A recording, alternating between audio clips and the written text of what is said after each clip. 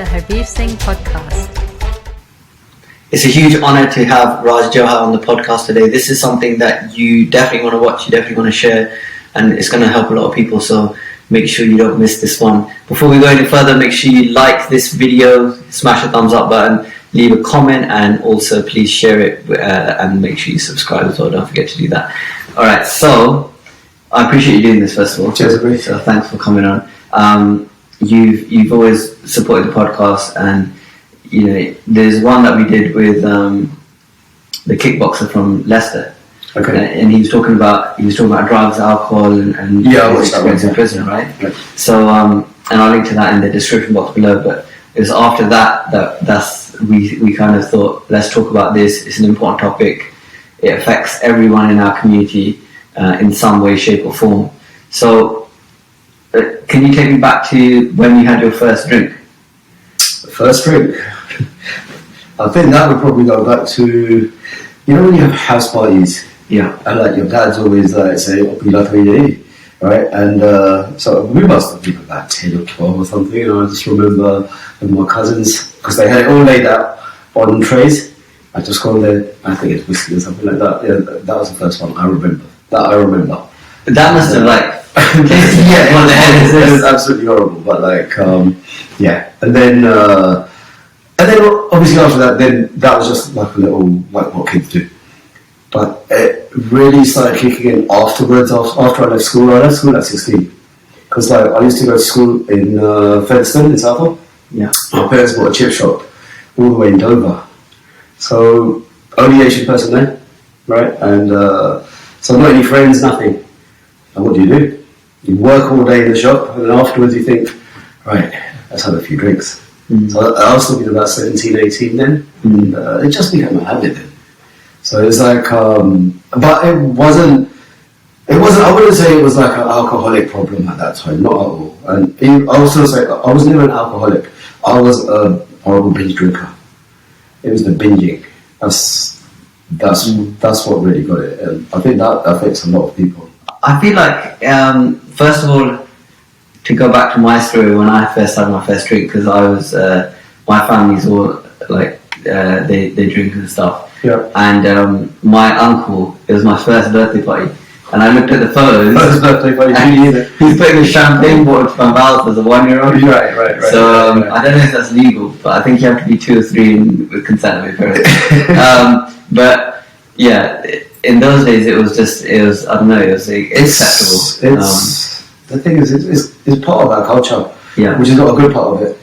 Even to this day, it's always there. Mm. You know, it's like any party, any gathering, even if it's a sauce or something like that, you're with the guys and they're like, yeah, we need a drink.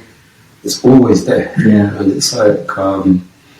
And going back to the hard work thing, I noticed that a lot in India, that it's like you do hard kheti bari, you do hard physical labour, even with the builders here in the UK, and then you go home and you have a beg. Absolutely. And it's part of the kind of like it's to unwind. Yeah, the ritual. It's a bit of a ritual. Yeah. So yeah, I think there is that cultural element to it. But the problem is, it's like they do it to unwind, but maybe it's just it's in our psyche that, like in the Punjabi psyche, that we don't have 1 or 2. Yeah, that 1 or 2 will go to more and more and more. And that's when it becomes a problem. That's when it really becomes a problem. You start relying on it. You know, it's like, and the other thing is, it's like, guys, we don't, whatever it is, whatever problem we have, we don't talk. Right? I've noticed that with myself, with everyone. Any kind of like problems in life, women are very quick. They'll get it off their chest. They'll talk to their sisters. They'll talk to their mum. They'll talk to their best friend. Mm. We don't do that. We won't tell our best mate what's bothering us. We'll ask him, say, "You alright, bro?" It's superficial. Yeah, I'm cool. That's it. So what a lot of people do, they end up drinking, and it just becomes a way out. Mm. But it actually escalates, because the next morning it becomes worse. Then you get the hangovers. Then you think, all right. Then you lay off it, and then you go back into it. It just becomes a cycle. Yeah, so I read this quote and it was by this famous writer, and he said alcohol is the anaesthetic that gets an individual through life. Like, so for some people it kind of numbs the pain that comes along with living a life and feeling a full range of emotions, from happiness, sadness, grief, stress, just all of the especially the life getting on top of us, which it can happen very easily in the Western world when you're not just committed to your work, you've got family pressures, you've got as males. I'm going to have my cousin on the podcast, and he's a young dad. He's got 2 young kids at home. He's running his own business. Right. He's trying to maintain training as well. You wonder how one person can expect to be so many things to so many people. It's the pressure. There is a lot of pressure on people nowadays. So, when I went to university, people said I didn't drink, and people said, "Oh, you don't drink? You must be Muslim, or you must be Hindu." And I said, "No, I'm Sikh." And they're like, "What? Sikhs are the biggest drinkers." Yeah. So that's something I hear every day now as well, because when I get you on that one. Yeah. So it is like, you're right. We're kind of synonymous for alcohol. And I feel like with our community, you're right, if we do something, if it's like something positive like the protests, we'll do it to the max. Absolutely. If it's alcohol, if it's training, we'll do that to the max. We'll be like kabaddi wrestling champions. And then if it's this, so 16, 17 is a very young age to be grafting. You have isolation, you're by yourself in terms of not much of your cohort around you, and you're working full time. And you're working really hard. It's understandable. I think under those circumstances, a lot of people would probably have the same habit, and it's accessible, right? It's accessible. Off licenses around the corners. Yeah. It's like, it's so easy, and that's the thing about alcohol. It's available everywhere. It's not. You don't have to go to a dealer. You just you can go to your local Tesco just around the corner. So is 18 the drinking age? 18 is the. But you probably look like. They were Asian shopkeepers, and they didn't ask any questions. Yeah, which is, I remember at high school we were under 16. Yeah, and you just get the older looking guy to go into the shop and there was no ID cards or anything like that. Yeah, I think they've got those now. I'm not sure. Yeah, back in those days they just used to look at you and like I say, once you know the shopkeepers, because like where we were, we knew everyone. Yeah, it's like it's for them it's business, I guess. Yeah. Okay, so that was kind of your habit, like to get through the day. How long did that go on for? That carried on for quite a while. What happened was, it was like, especially on a Friday or a Saturday, like near the end of the week, that's when I would think, let's get on it. Before I learned to drive. So I passed my test, I think, when I was 19. I think on my 19th, The day after, I drove to Southall. Because I was desperate to meet my mates. I wanted some freedom and some independence. So the next day, I got in the car, drove all the way. I did that every single week. So I'd come on a Friday night, go back on a Sunday.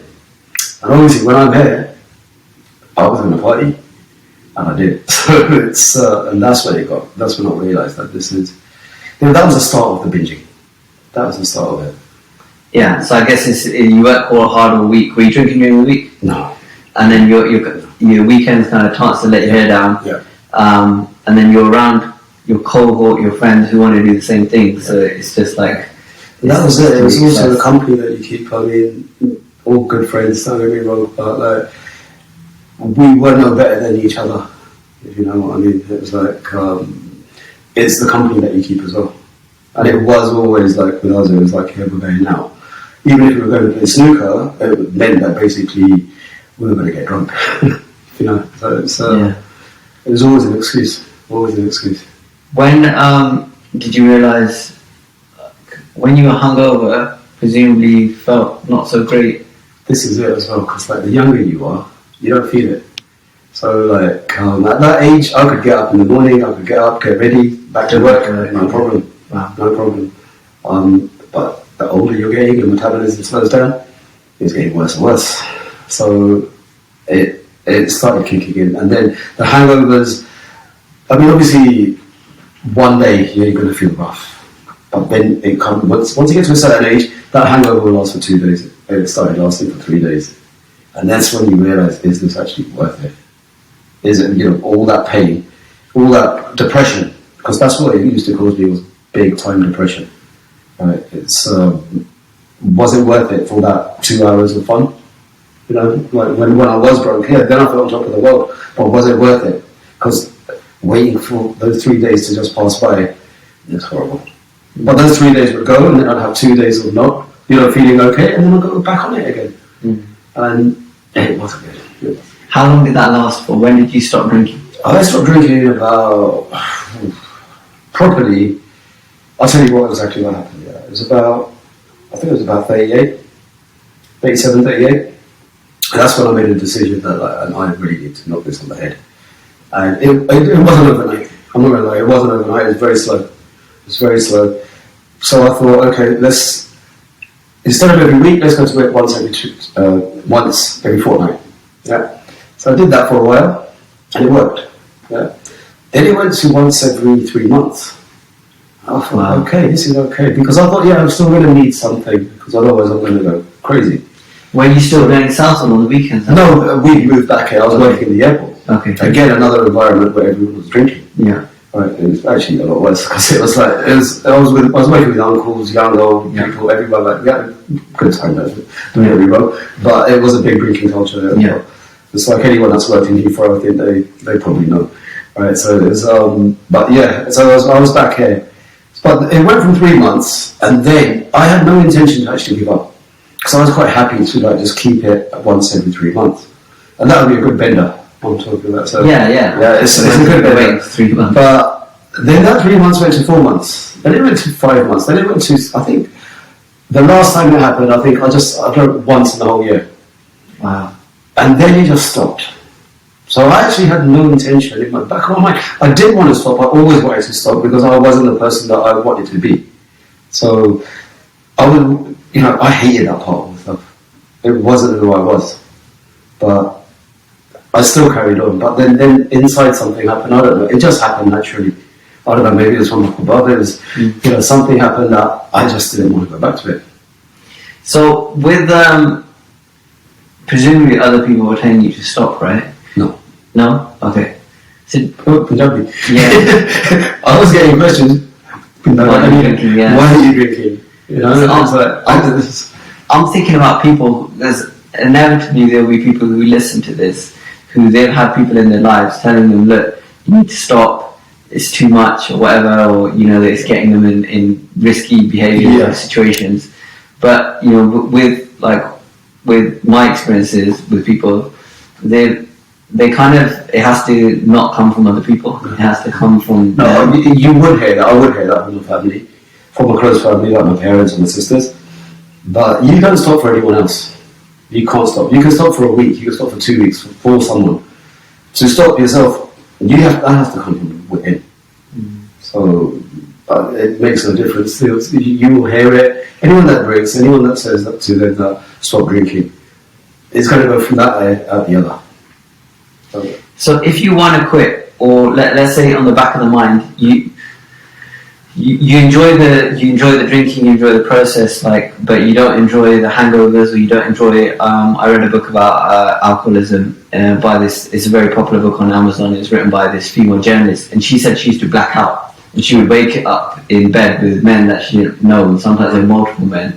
And once she woke up in jail, right. And so for her, it was obviously a very risky situation because she was drinking. Drinking used to cause her to black out. So other people used to see her moving around and acting as normal, but she didn't remember any of these things that were happening. Right. So it was this very dangerous situation. She, fortunately came out of it, and I'll link to her book as well in the description box. But so for her, it's probably that situation. She said that she woke up in prison, she was late for work, she didn't have a phone, she didn't know where her phone went. So that was like the last straw for her. Is there anything that you can advise for people who maybe they're finding it hard to quit, they maybe in the back of the mind feel like they want to quit or they want to cut down, Is there anything that can help? Because clearly other people nagging you doesn't help. Other people ain't going to help. It's there are books out there. That's what helped me as well. I can't remember the name of the book now as well, but like, I remember reading that, and that really it struck a chord. It was about basically how alcohol, what it does to you, and how it turns that side. There's two sides of the brain. I'm not no expert in it, but like what normally happens is I think the side that does the rational thinking, that starts turning off, and that's why when people do stupid things, it's always when they've had a drink normally. Because that side, what we say, like, I mean, they say, I think they say that you don't know what you're doing when you're drunk. You do know what you're doing, you do know what you're saying, but you just don't give a damn. You don't care if you're hurting that person in front of you. Because that side of the brain turns off, so the rational thinking turns off, and that was kind of true. So it's like, that made sense to me. I was like, this is what this thing is doing to me. I need to sort it out. And there's places out there that do help. There's a lot of organisations now as well. Yeah. From I think Al-Anon, so Alcoholics Anonymous, is probably the most famous. Lots of people have used that. I think it's really big in America. And I actually have a patient of mine who went into rehab, and then she's been going to Alcoholics Anonymous meetings. I'll try and get her on the podcast as well one day. And she's it's really helped her. She told me this crazy story of a guy who was sober for 30 years. He had a binge because he had some family issues, and he died because his liver was it was detoxing. Right. And he had done so much damage to it in the past, and then he just overloaded it with alcohol. So toxic. And it became toxic, and he actually died just from one binge after being sober for 30 years. Which made me realise that actually this is no easy game. It's it's like something that you have to keep on top of for the rest of your life. It's not like the flu, you have it and then you're right and then you're done. You don't need. But that's where it's important to. I think it's important then to if you leave that side of your life, if you've changed, it's important to indulge in something else, something more healthy. Yeah, because if you don't, you're just going to end up going in depression as well. You've got to really take a hobby up. You've got to do something to keep your mind active. So, you've got a remarkable story. It's very different to the other ones I've heard, just from people I know.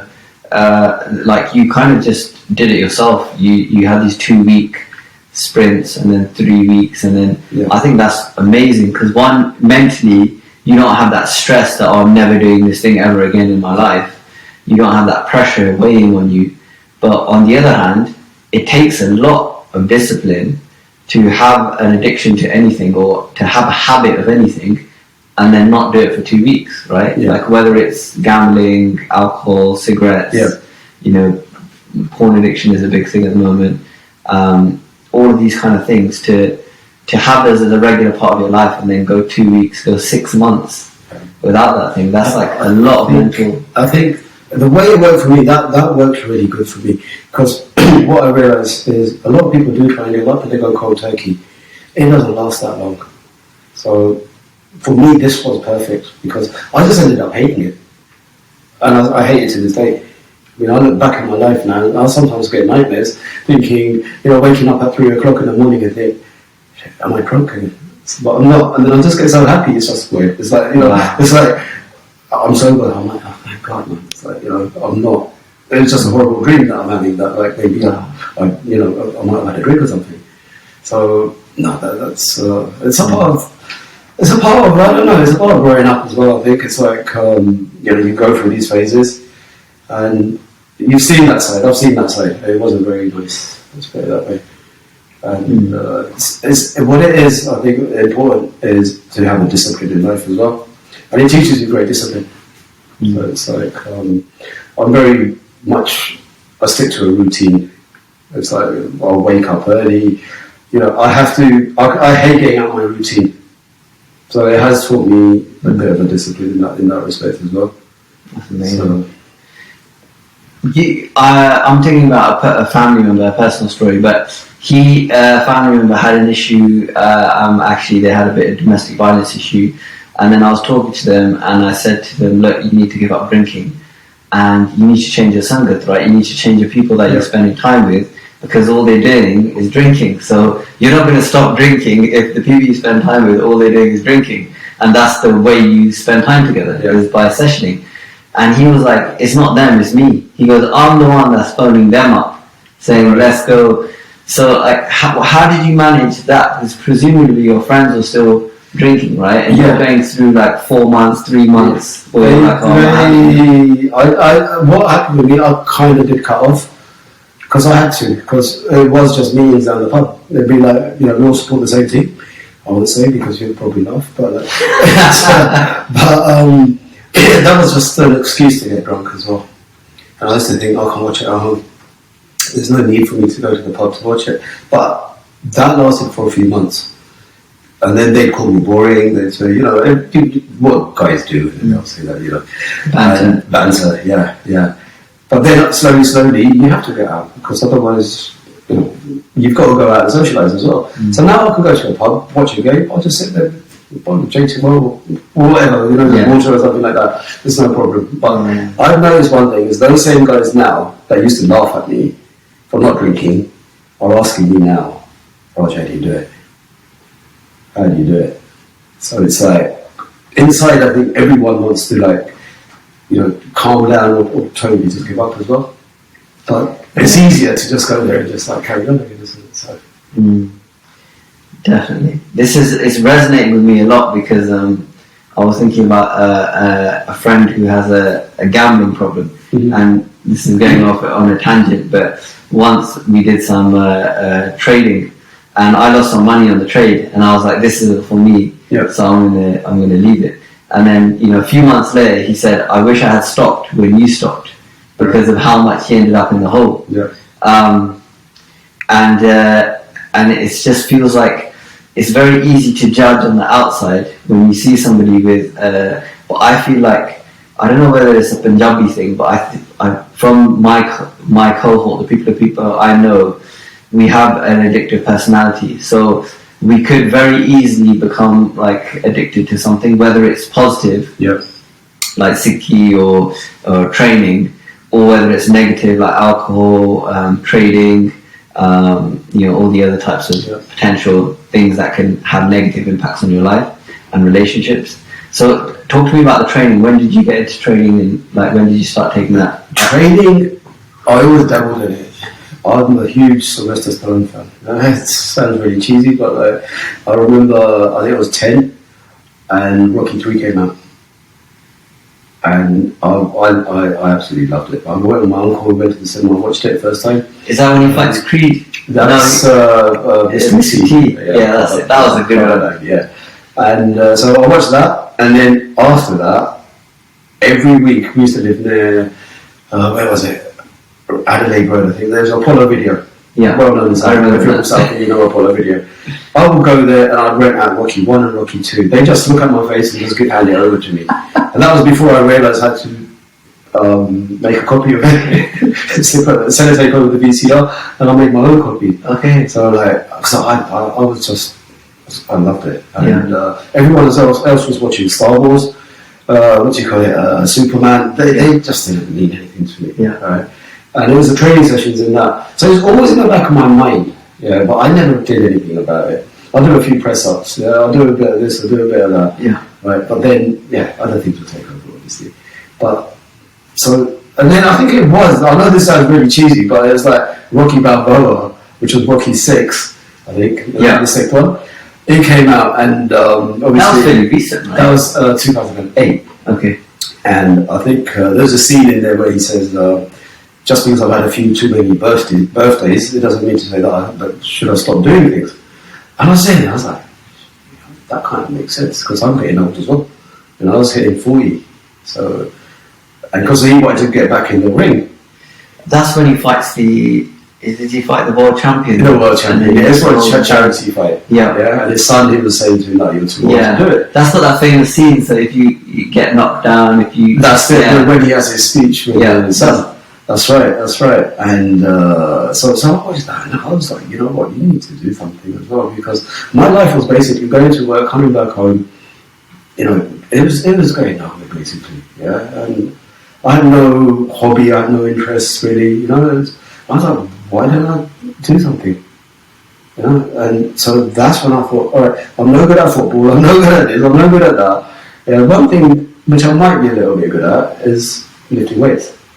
Yeah, and I wasn't that good to start with. No one is. You know, we all go to the gym with, you know, you don't really know what you're doing, and but I started enjoying it, and that's when I realised that it got to a point that I wanted to train every day. So that drinking part, that wasn't going to. They didn't interact. Mesh very well. They didn't interact at all. So it's like, because if I'd have a drink, then it would be, I can't do this for 2-3 days. And then it became, what is more important? Is it this or is it that? And it basically just changed my life. So it was very slow as well. I'm not saying it happened overnight, but it was just like a gradual process. And then I got into it more and more and more. And as I was noticing, because I was a size 38 in the stomach, I'd eat anything, like, you know, and then that started dropping off because I started paying more attention to what I'm eating as well. And it just carried on, and I actually found something. I thought, yeah, this is what I found. This is the way forward. So, yeah. That's amazing. So, when you started, because I'm thinking again of my own personal experiences, I think for the people that I know who used to like their drink, training seemed like a big kind of jump, because it seemed like going from nothing or just playing a little bit of kickabout football with your mates and then go to the pub, which isn't really like strenuous exercise. So going from that to actually being fit, it seems like sometimes a bit too much of a leap. So what's the good way to get started? Is like PT a good shout to get started, or should people just, I don't know, start running or something? No, I think if you can get a PT to begin with, that's what. Like, I've got a lot of clients now that are total beginners. They've come in, they haven't got a clue what they're, you know, they're brand new to it, but they want to change something. So it's always a good idea to give them the knowledge, because form is more important than anything, and that's why everyone messes up. I mean, I was the same when I remember going to the gym in Langley up there, and I went to do a bench press, and I saw this little skinny guy come along, and he put 20 on each side of the bar, 60 kg. Right? I was brand new to this, and I seen him do it, and I thought to myself, right, if he can do it, I can do that. I'm like double his size. Right? So I went next morning at 6 o'clock in the morning, because I knew no one was going to be there. Right? And it wasn't. So I did exactly the same, put 60 on. Right? No idea, no warm up, nothing. Yeah? Got it down, couldn't lift the thing up. Luckily I didn't put the clips on, so I didn't. Right? But it was so what I'm trying to say is basically, yeah, you do need to have knowledge about it, and that's where PT can help, obviously. And I've noticed that with all the clients that I've got as well, like all total beginners, from what they were into what they're doing now, right? They've got that knowledge. So, like, you know, even if they want to carry on by themselves now, they know what to do. They know the program. They know, you know, what kind of program they want to do, how to change things up as well. So you're not stuck in that same rut all the time. That makes sense, because I think I recently have been trying a few different things, and I was reading this book on success, and it was saying it's really important to have people that you connect with in your life, that you have a shared common interest and you feel part of a group. Yeah.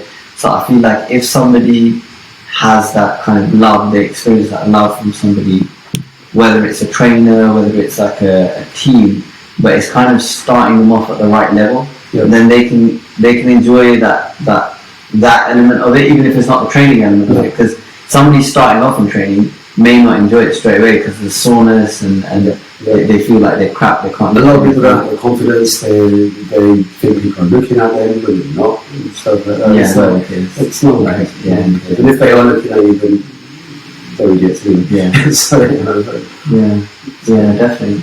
That makes a lot of sense. Because I feel like if you have that positive reinforcement and you go enough times, then you start to enjoy it. It's not necessarily something that first session you're going to go. No one enjoys the first session. No one enjoys probably the first 10 sessions really. So, but it's when they start seeing some positive changes in their body. Yeah, that's when they start noticing it, and they start saying, let's get in it. Yeah. So but the other thing is, it's the thing that people fail with most is the training is the easy part. Yeah, it's the nutrition. That's the hard part for people. And that's what I always try and drum into people, that you've got to get your food right. There's no point coming here, 5 times a week, and then go to the pub, right, having a kebab and everything, and then saying that this ain't working for me. You've got to get it's all got to come into shape, basically. So that's the hard part for people. I think part of it is also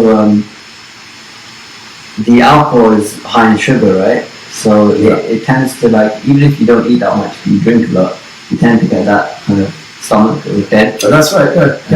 So just cutting alcohol out. Yeah. And it's the same thing with all the guys in the gym. It's like the ones that I see on a Friday. I don't see on a Friday. I know they've gone to the pub. But when I see them on a Monday, they're like, oh, they're hard to this and that. Yeah, it's like, and it's slowing them down. So I want to say to them, like, try and sort that out. Because I want to see you here on Saturday and Sunday as well. That's how they're going to achieve what they want. They want that, but then they have that thing that, I have to go out as well. You can go out, you can enjoy yourself, but you don't have to drink, basically. Yeah. Or drink in moderation, right? In moderation, which is not something that Punjabis know. No, I mean, I'll tell you the truth. Yeah, I always used to go out with my mates, and we always used to go down the pub, and we always used to go with the best intentions. We used to say, all right, we're going to go, and we're going to have 2-3 pints maximum. I used to see Gordon, and they used to do that. And we used to feel jealous, because they used to do that. I couldn't just drink 3 pints and go home. Because after our first and second one, that good intention just went out the window. It was like, right, and then there'd be no more pints, it would go straight to the bottle, like to the shots. Yeah, then you go home, and then you get a bottle as well. And so it never worked. It never worked for us, like drinking in moderation. And if it was moderation, it's different. I mean, I'll tell you a horrible story. It was like, I speak to my mate who's given up as well, which is good, really good. And we talk about it. We physically feel sick about this one, because it was like, we were having a house party, and we were going to pick some mates up from Langley Station, about 10 minutes away from me. And it was 6 o'clock. Their train was coming at 6:15. Yeah, we got a bottle of vodka and we finished that bottle in 15 minutes. This was before the party. This was just like a warm-up. 15 minutes. Then it was like, I didn't even feel it. Wow. I didn't even feel it. Then God knows, I don't know how many bottles went down after that. And so we talk about that now, and we're like, hang on. Like, it's nothing to be proud of. I'll tell people that, but I'm like, it's disgusting. It wasn't just that amount that was being drunk, right? It was a speed. Yeah. And it's a tolerance. Because alcohol is something that some people say that I don't drink to get drunk. I think that's rubbish. I mean, everyone has a tolerance level. And my tolerance level was about there. I could drink a whole year and I'd still be, you wouldn't be able to tell people. Yeah. I wouldn't cause trouble, I wouldn't be shouting. It's a different impact for people, isn't it? Everyone has to behave differently. And I'd always want to laugh. I'd never had I'd never go out looking for a fight or stuff. Some people would be more to get emotional and stuff like that. I just wanted to, stick something up into the middle and just like, it's a pretentious thing. But and then you got people that say, oh, I don't do that much. That's because the tolerance level, they can't really handle it. They're drunk, but their tolerance levels could be 3 pints. Yeah, but so everyone's tolerance is different, and people do drink. I don't know. People say I don't drink to get drunk, but is that alcohol never had any mashal? If you drink it, yeah, that's true. That's a good point. No one drinks alcohol the way it tastes. Yeah, I mean, I could drink alcohol-free, I don't know, beer or whatever it is now. I don't even drink it because it's not a nice taste, is it? Yeah. Funny story, we went to like Butlins on a family holiday, and some family members were drinking, and they go, oh, you can have it if you want. And you just grow up seeing all the men drinking this brown liquid, right? So you think it must be like liquid honey. Or like ganneda or something like that. And I had a swig, and I spat it out because it's such a bitter taste. Like as a kid, you're used to things like juice and things that are very sweet, and immediately they kind of. So yeah, you're right. I guess it's it's not a taste which instinctively the brain forces you to think, yeah, this tastes better, because they all taste rubbish basically, I think, yeah. But your brain, it says, alright, this one tastes better than that one. It's not as harsh as that one, or it's going down better than the other one. Because of the impact it's giving, like the consequence of having it. Yeah. I guess it's a bit like anything in that sense. Like I'm fortunately never got into drinking that much, and then when I got into training, then I stopped because the diet was really strict and you have to make weight and things like that. So I was trying to be healthy, but coffee I got into a few years ago. And that's my downfall now as well. It's like flat whites. And I guess with coffee, like initially, if someone had coffee, they probably wouldn't think it tastes that good. That's right, yeah. But when you actually get into coffee, then you start noticing the little differences. That's right, Starbucks versus Costa, and you like the impact it gives you, right? Because it kind of wakes you up and makes you less tired and stuff. So I guess it's the same with any kind of psychedelic, anything that affects the brain. It has an impact, and so you kind of get used. You kind of force yourself to like it. Yeah. That's right. My kids saw me drink. This is probably something I shouldn't say about it being recorded, but my kids saw me drink espresso once. And they go, "We want what you drink. We want what you drink." I said, "Go ahead, have a shot, right?" So they took a swig of the espresso. They spat it out and said, "This is disgusting. How can you drink this?" Right? But I was just drinking it to keep myself awake and to kind of get through the day. Right. So I guess this conversation reminds me that very easily I could have gone down a different road. Luckily I had a training and good mentors who didn't used to drink, or we were at training 3 times a week, and then we're doing our own training outside of that. Mm-hmm. So it kind of crowded out a lot of other stuff. One of my best mates when we went to university, first day we went there and he was like, "Oh yeah, let's go to the pub now once we finish." Yeah. And because I wasn't used to that, I was like, okay, at the end of the day you finish your uni and then you go train, you go to the gym. Yeah. I was like, why would you want to go there? What are you doing there? So we got into training, and I just got lucky, I guess, because I know I would easily have it's so easy to fall into gone down the same road. Fortunately, but can you offer any advice for anybody who wants to give up, and maybe they've had some realizations and they want to give up, but they're kind of struggling with being able to do it, follow through? I think first of all you just got to really sit down and talk to yourself first of all, rather than talking to other people, because other people are going to tell you straight away, you've got to give up. Talk to yourself, evaluate stuff in your own head. What I've been doing, is it really what I want to be? Is that the person I want to be? Yeah. And obviously, I think things will come out a lot clearer. And then from there, you've got to make small steps. So I wouldn't. If someone really wants to stop, for them to stop cold turkey, it never worked for me. I tried it so many times, but it was like, cold turkey. Right? I might have even bought a bottle and just chucked it. I thought, I'm going to drink it. But the next day I'll go out and get another one. So it's like, that never worked for me. But take it small steps. Seek advice as well. There's a lot of professionals out there. There's a lot of good organisations. And talk to people, because sometimes, most of the time when people drink excessively, it's because there's an underlying issue. So you get to the bottom of that first. Because what drink does, it hides those issues. Because you're trying to get rid of that. You're trying to mask it. If you think that, by drinking, I'm going to forget about it. You will forget about it for a day. Or for a day, for a few hours. The next morning, you're going to wake up and that little thing is going to be a lot worse. I think when I've been prone to addictive behaviours, it's kind of when I felt a sense of loneliness. And I think even if you're in a family, you can still feel lonely. You might not feel connected. That's what got me, because when I was living in Balboa, it was like, it was loneliness. I was in the shop, all my mates were here. I was in the it was like, it wasn't, it was loneliness. It was me not to get into this. And people probably think, oh well, you got such a good life, you got a thriving business, you got all this kind of stuff. But actually, you could have everything, but you still need that fulfillment, right? That's and right. you know, training's giving you that fulfillment. You've been able to give it to other people, your clients now. Absolutely. But yeah, we all need that kind of to feel full.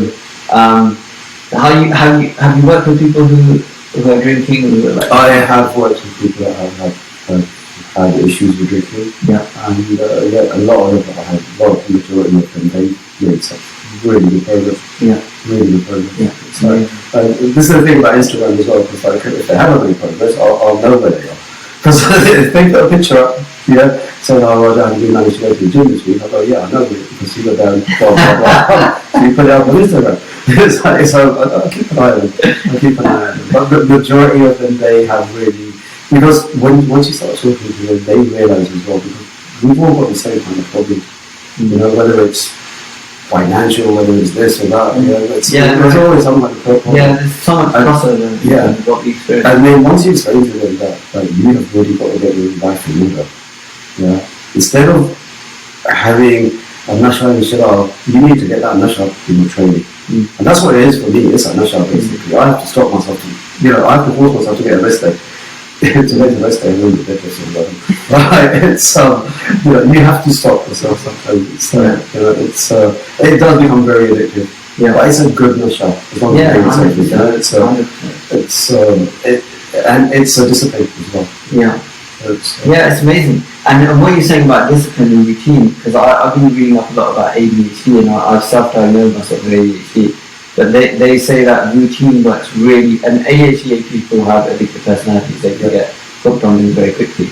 And I feel like when you've got that, he calls it kind of reading a book on it, they call it a kind of a prison. You put yourself in a prison. So these are the things that I'm not going to take my phone into this room, or I'm not going to go into this environment. Yeah. Because I know, he won't, if he has a speaking gig in Vegas, he has it in his contract that he's not going to stay over the night.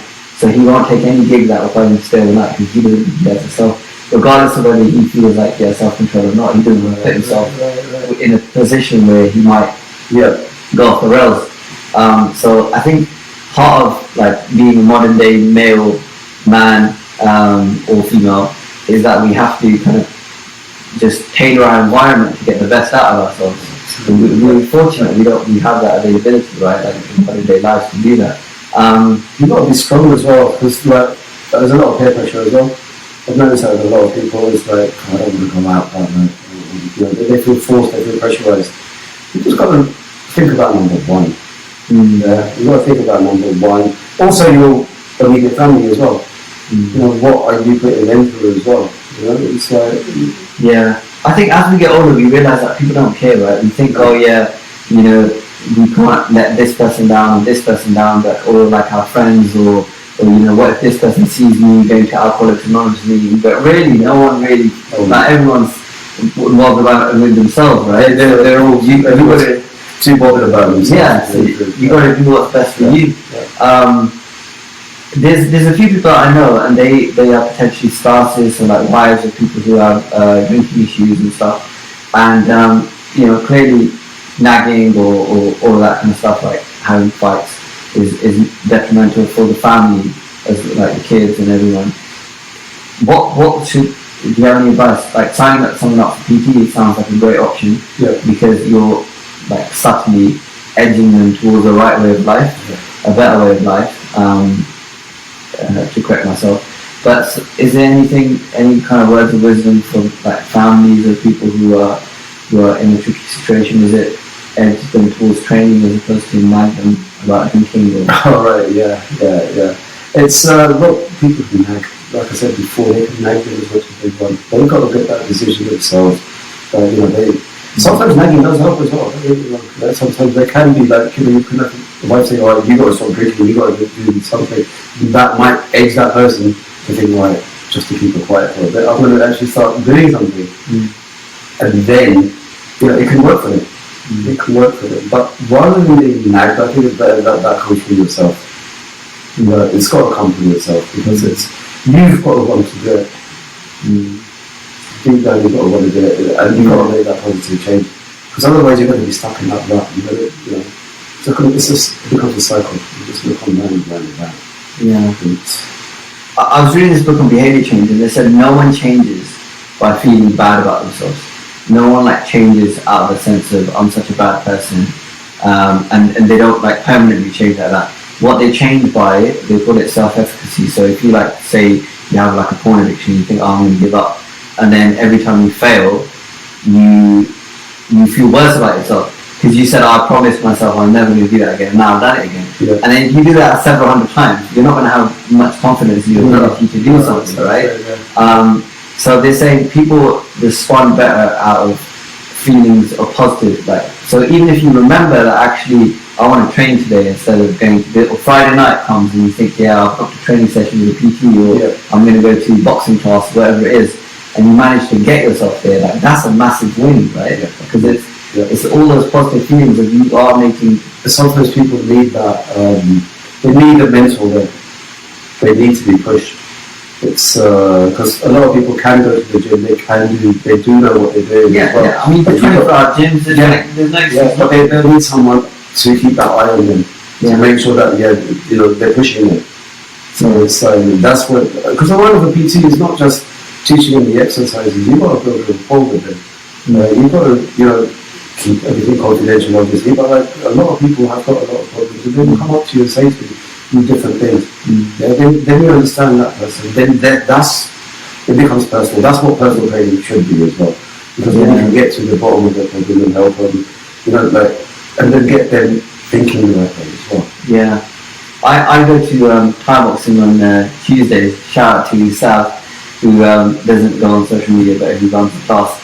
And that's like I go for the training, but I probably go more so because it's a bit of a social fix. Yeah. So rather than me going out somewhere, it feels like I'm doing something positive. I'm training, and we're doing Muay Thai. I'm learning. I'm getting fitter. I'm getting good sweat. But also, it's just a few dads there. It's like and a few other guys. Everyone's really respectful. There's no egos there. It's just a nice kind of positive vibe, and you feel like you've got a bit of that tick, that box tick with like social connection and friendship. So I think the training is going to be key. I think if there's one thing that I think can help with lots of different types of addictions, ADHD, all this kind of stuff, which is all relevant, is training is the key thing. So where can people connect with you? Let's say they want to make a change, they've heard this and they think, you know what, I could benefit from speaking to someone who's gone through what I'm going through, and I want to make a change as well. Maybe they want to have more moderation in their life. They want to change their circle, like 5 people closer to them. Having like a training partner, or having changing that circle deliberately can potentially like change the direction of their life, right? So where can they connect with you? Well, I'm on Instagram on Raj Johal All Fitness is the name. I work from home as well, so it's Raj Johal All Fitness PT on Instagram. I think you probably a couple. Definitely. Because it's definitely I need to shorten it. I also work at the gym group in Slough. So the 2 places. So what happens here is like, because for my own home gym, a lot of people, it's more bespoke basically, so it's easier to program and put in. So a lot of clients prefer that, because I've got all the equipment, I've got everything basically. And then you get some people that like to train in the gym environment, so you get the best of both. So it's whatever the person wants. Definitely. So definitely go and give Raj a follow. I follow him and I find his content really inspirational. There's some Stallone stuff on there, there's some food stuff, so we'll get him posting more as well. But it's the food stuff is all, let me just give a shout out to my wife. Because she and this is where it's important, is to get the nutrition, is you've got to really know the food. And she knows my food. So she knows about the protein, about the macros, and it's on point. But not everyone has that. But I think that's where a trainer really comes in as well, because like personally, you think with weights and stuff you can do that stuff, but I think a lot of people, I would say majority of people that I know, they really struggle with the nutrition side of it. It's the food. And obviously you're only going to get limited benefits if you are only just doing the training and your diet is. And another thing I would say is, don't think you're too old for it. Because I'm 50 next year, So it's like, I see guys in the gym who are about 35, 36 say, oh, when I was younger, and I feel like, what? You are young, mate. You know, 36 is not old. Right, if you're a professional footballer, yeah, you're at the end of your career. But if you want to train and be healthy, you can start training at any age. Yeah. You know, so it's like, yeah, and you're a good example of that. Fodja saying he started running, what, I don't know, how many days. Yeah. So, you know, there's skipping thing. skipping thing. So, you know, there's loads of examples of people out there like yourself and those we aforementioned who have done it. So, you know, it's possible. So, I guess it's all limitations that we put on ourselves. Yeah, just train a bit clever when you're older, that's what it is. So. Yeah, definitely. So, that's inspiring to know there's no limitations. Alright, thank you so much, Raj. Cheers, man. We'll catch you in the comment section. Please leave a comment. Please don't forget to like, share, and subscribe.